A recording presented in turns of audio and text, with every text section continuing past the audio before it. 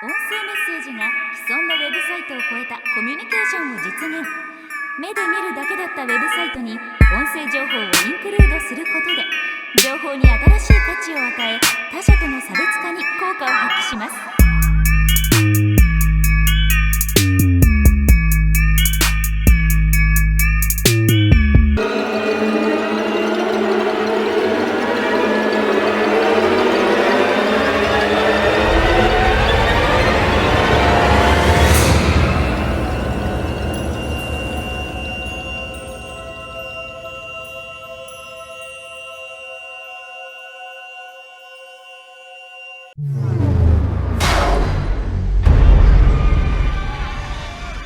Take me in, O tender woman.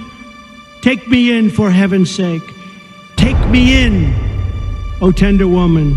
Sighed the vicious sake. I have saved you, cried the woman. And you've bitten me, heavens, why? You know your bite is poisonous, and now I'm going to die. Oh, shut up, silly woman, said the reptile with a grin. You knew damn well I was a snake before you took me in.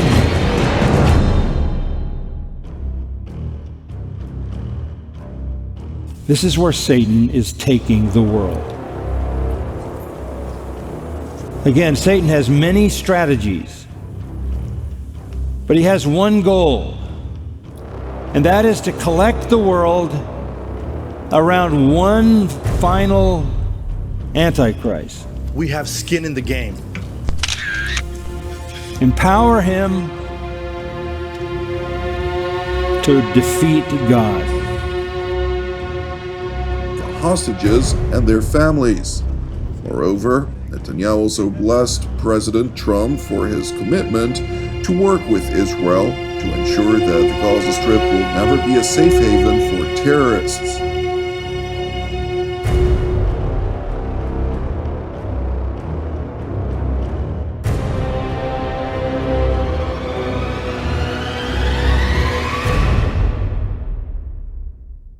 Yes, there are these massively intelligent entities out there, but they're not good, they're not evil. They just don't give a shit about you even in the slightest. The same way that you don't care about an ant is the same way they're not going to care about you.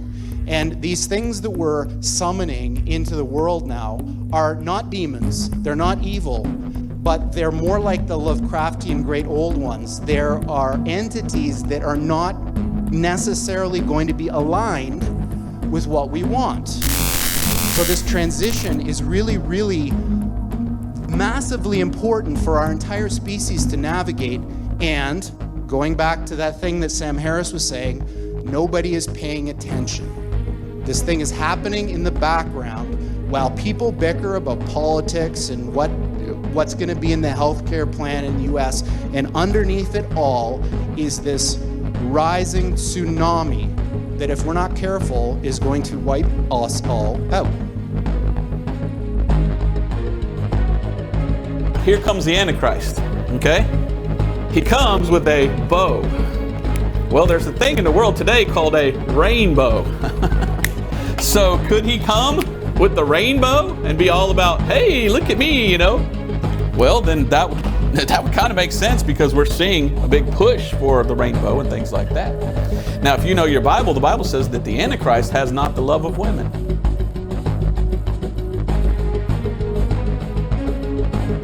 There's something they did while they worshiped. Are you ready for this? Something that they did in paganism that we saw yesterday in the Catholic Church when we walked in to look around. It's called incense. There's no incense in the New Testament for us to burn. So why do they do it? Did you know the pagans did it? Jeremiah 44, verse 17. But we will certainly do whatsoever thing goeth forth out of our own mouth to burn incense unto the Queen of Heaven. And to pour out drink offerings unto her, as we have done, we and our fathers, our kings and our princes in the cities of Judah and in the streets of Jerusalem. For then we had plenty of victuals and were well and saw no evil. Verse 18, but since we left off to burn incense to the Queen of Heaven and to pour out drink offerings unto her, we have wanted all things and have been consumed by the sword and by the famine. And when we burned incense to the Queen of Heaven and poured out drink offerings unto her, did we make her cakes to worship her and pour out drink offerings unto her without our men? Wow, sounds a lot like the Mass. And it sounds a lot like they're burning incense.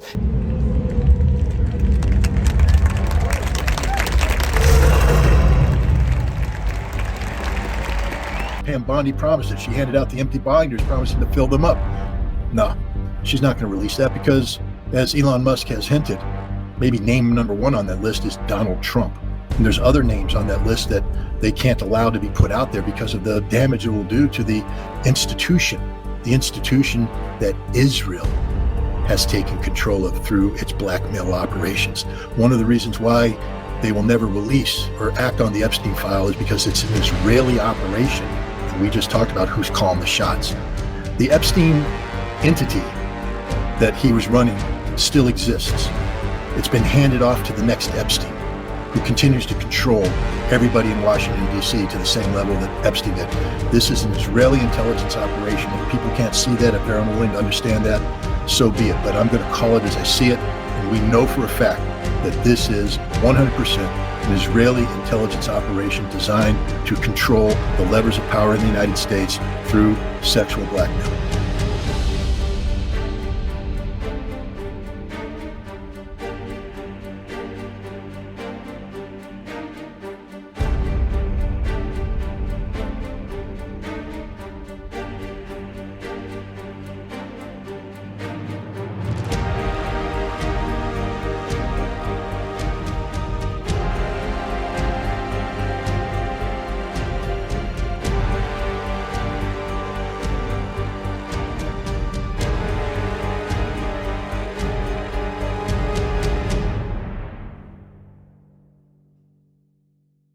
In order to understand America, you need to understand the beginning of gods in the earthly realm. If you say you believe Satan is real, but don't believe in fallen angels or the Watchers, you're already falling for Satan's lies and contradicting yourself. Satan is a fallen angel, and Jesus says he saw Satan fall to the earth like lightning. Luke 10:18. In Daniel 4, it specifically mentions the Watchers. The Bible talks about Satan falling from heaven with his angels. Revelation 12:9. In the days of Jared, the Watcher angels came down to earth from heaven. 1 Enoch 3:5. These Watchers took the form of a human body by drinking blood, and they mated with human women. The offspring of these women were called demigods or Nephilim, half human and half god. These Watchers and their offspring, the Nephilim, were the gods being worshipped back then that the Bible warned us about. Deuteronomy 6:14. Even the first commandment states, "Thou shalt have no other gods before me." So when you hear people say they don't believe in giants, they are highly mistaken. Genesis 6:4. The Bible also talks about how angels left their positions in heaven and are in chains for judgment. Jude 1:6. And that we will be judging these angels in the end. 1 Corinthians 6:3. Noah's sons populated the whole earth. His 3 sons were Shem, Ham, and Japheth. Genesis 9:18. And after the flood, men migrated to the east. This land became Sumeria or Mesopotamia. Genesis 11:2. The reason all of this is important is that paganism derived from Satan and his fallen angels. Babylon turned into Rome, and Rome turned into London. The Catholic Church was created from Babylon, and many may say there is no proof. I will prove it in this video. The religious practices of Papal Rome are essentially Babylonian sun worship disguised as Christianity. The Bible talks about Mystery Babylon, which was arrayed in purple and scarlet color with a golden cup full of precious stones. What does that look like to you? Revelation 17:4. This is where pagan symbols enter the Christian church. One of the most noticeable symbols is the pine cone. Look at the Anunnaki gods with the pine cone. Here is a staff with serpents in the pine cone. This is the Greek god Dionysus with his staff and the pine cone. He is one of the 12 Olympians which the UN idolizes and worships through the Olympics and is a celebration of Zeus. Why would the world take part in the celebration of 12 Olympian gods? The biggest statue of a pine cone in the world is at the Vatican. Why is the Pope holding a staff with a pine cone like the Greek god Dionysus? Because the pine cone originated from Babylon and it merged into the Catholic Church. The fish hat or the mitre comes from the Babylonian fish god Dagon. You can see Dagon depicted with a fish hat. Here is the Catholic Church's fish hat decked out in purple. Look at the Pope in his fish hat with precious stones. Now let's see the Pope in all his gear. Purple cape, pine cone staff, and fish hat. All symbols from pagan Babylon. Dagon was the father of Baal. The Bible warns us about Baal worship, burning incense, being decked out in stones. Hosea 2:13. If you've ever heard of all roads lead to Rome, the true saying is, all roads lead to Babylon, and Babylon became Rome. Did you know that the Vatican sits on a huge pagan cemetery dedicated to Vatica, the horned goat goddess of the underworld? In Satanism, Satan is worshipped under the name Baphomet, who has a torch of light above him representing the light bearer. You can also see he uses a hand sign of 2 fingers down and 2 fingers up, just like the Catholic popes do.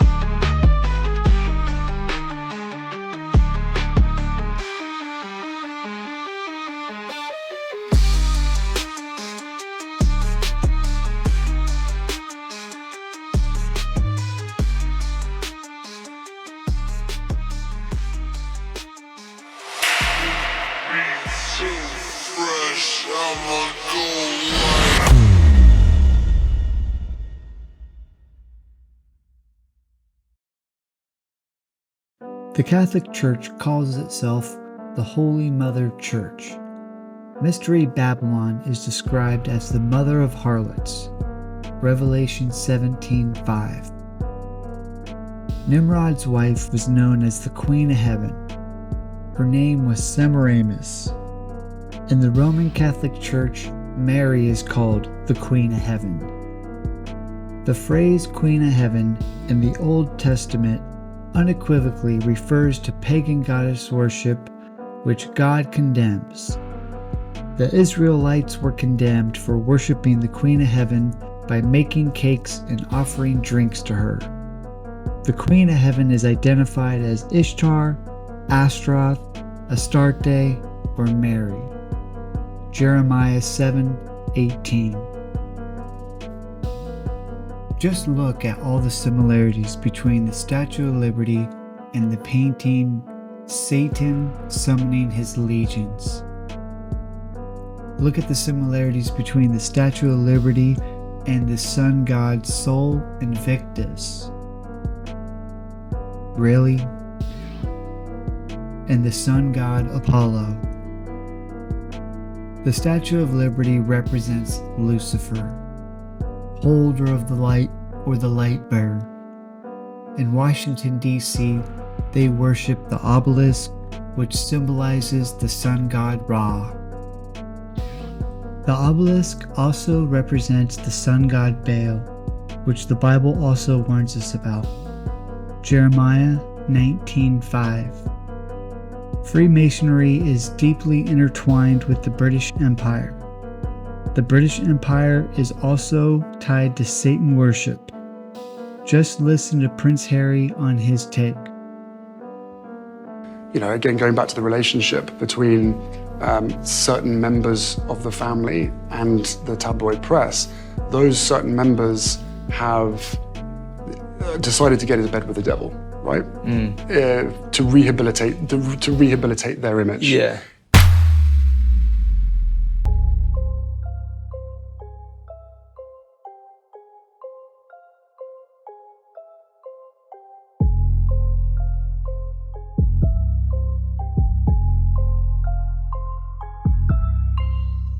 Still don't believe me that America worships multiple gods?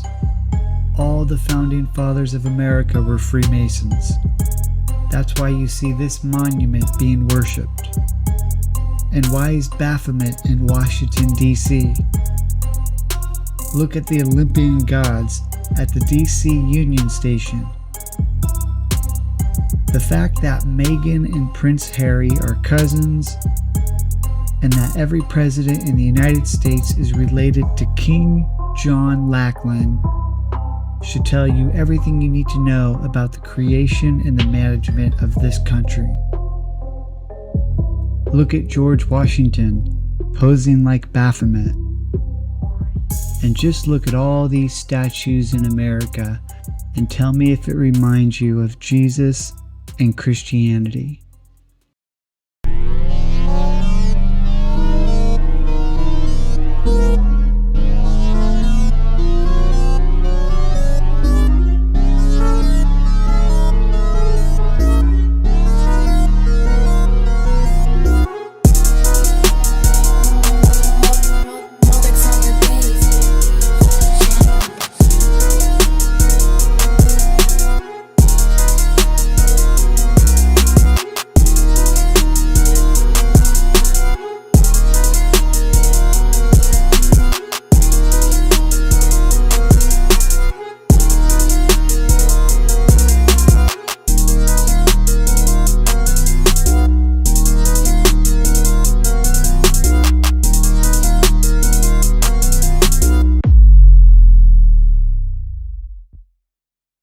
Now you have the scene setting up.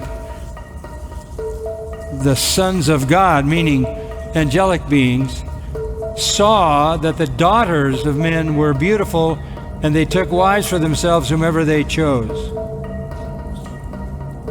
Then the Lord said, "My spirit shall not strive with man forever, because he also is flesh. Nevertheless, his days shall be 120 years. The Nephilim were on the earth in those days, and also afterward, when the sons of God came in to the daughters of men, and they bore children to them.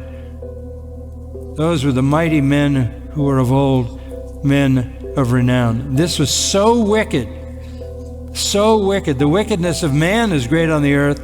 Every intent of the thought of his heart was only evil.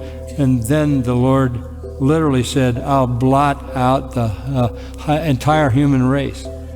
What is this? Apparently an attempt on the part of demons in some way to inhabit human bodies and make pregnant women who basically were bearing demonic children. This is an attempt to breed a demonic, human, unredeemable kind of race, so corrupt that it was beyond tolerance. And so what did God do? He drowned the whole world. God uses this pit of darkness, this bottomless pit, to incarcerate fallen angels. Turn to 2 Peter chapter 2. And I want you to follow this because this is answering a question that's very often asked. Chapter 2 of 2 Peter, verse 4. If God did not spare angels when they sinned, but cast them into hell and committed them to pits of darkness reserved for judgment. So here we find out who these beings are in the pit. They are angels who sinned and were committed to pits of darkness, cast into hell. The word that Peter uses for hell is actually the Greek word Tartarus. It's only used here, and it's a Greek word. And to the Greeks, Tartarus described a subterranean place lower than Hades, where the most wicked, the most rebellious, the most profane, the worst of the worst of the worst beings were sent to receive the severest punishment. It's in Greek mythology. Tartarus was the place for the worst of the worst of the worst.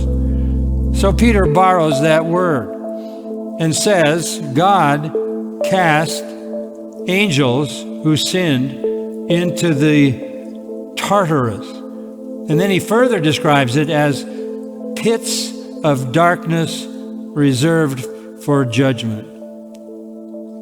And when this angel sounds his trumpet, John says, in seeing this vision, I saw a star from heaven which had fallen to the earth.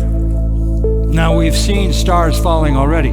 Back in chapter 6, we saw some stars falling. In chapter 8, verse 8 and verse 10, the second angel and the third angel, as I just mentioned, some heavenly bodies come out of the sky and crash into the earth. So we've seen actual falling stars or astral bodies colliding with the earth.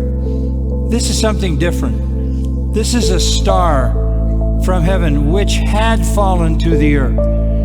And this is one that had already fallen. The language here is important. This is a star that had already fallen. That's the intent of the Greek structure. So this is a fallen star. What would that be? What is a fallen star? Well, it's a person here, because it says the key of the bottomless pit was given to him, and he opened the bottomless pit. So the star is a person. And who is a star? Who is a fallen star? Who is a person? None other than Lucifer and Satan, the day star, the son of the morning. His fall is described in Isaiah chapter 14. He was basically cast out of the presence of God. And in Revelation 12, it says with a third of the angels, which would be millions of demons who entered into his rebellion. All of that to say this: are things going to get better? The immediate answer is no. No. For one clear reason. What people sow, they reap. And they sow sin and reap corruption. And you have so many people sowing sin that the harvest of corruption is massive.